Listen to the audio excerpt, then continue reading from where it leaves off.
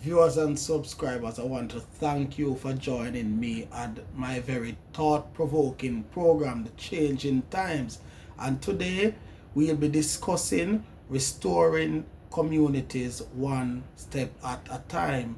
We'll be looking at the Jamaican community on a whole, and we'll be looking at restoring some of the issues that persons within these communities are facing.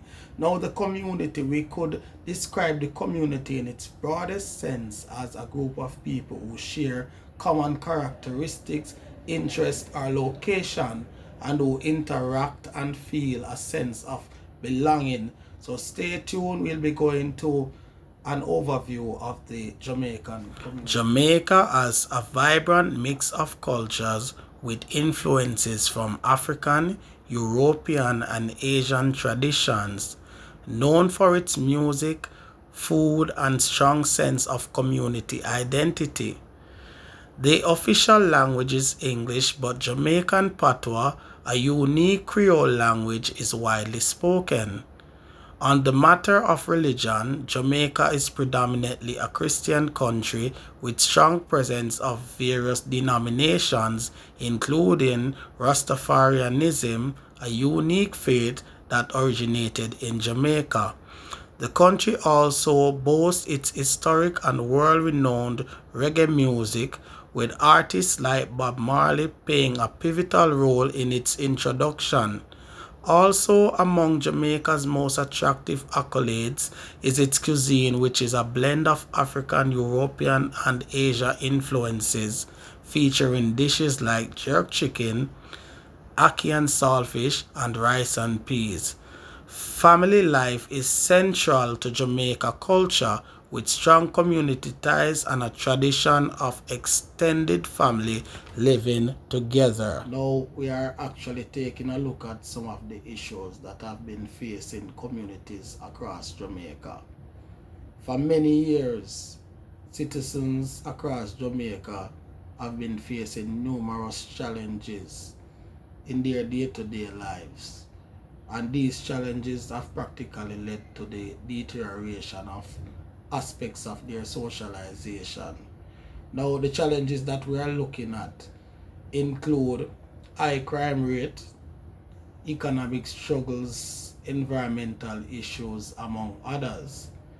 Now, where the crime and violence is concerned, we have seen where citizens are struggling to find amicable means of dealing with or resolving their differences without resorting to violent means. Also, economic struggles are seemingly the medium through which all the negative occurrences within communities are fueled, right? And then we look at the fact that this now is compounded by the fact that Jamaica has a serious issue where poverty is concerned. It has been a leading concern for many years. Many persons may argue actually that the position of middle class on the social ladder has been totally eroded. So we are saying that this has resulted in a wider gap between the rich and the poor. So we are saying that the poor class nowadays it's either you're rich or you're poor. There's no middle or no anything about it. It's either, right? So sadly, as a result of these hardships that persons have been facing over time, persons have become mentally ill, or there are some persons who are somewhere along the way, right?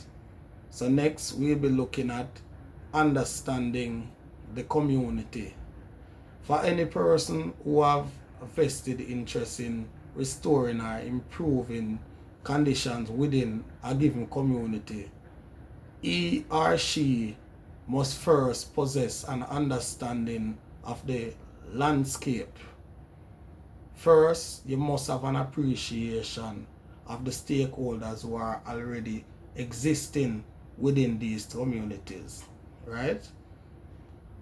I am referring to the schools, the churches, the businesses, the community programs, government installations, the police, and in a broad scope, we're looking at the persons who are integral to the day-to-day running of that community.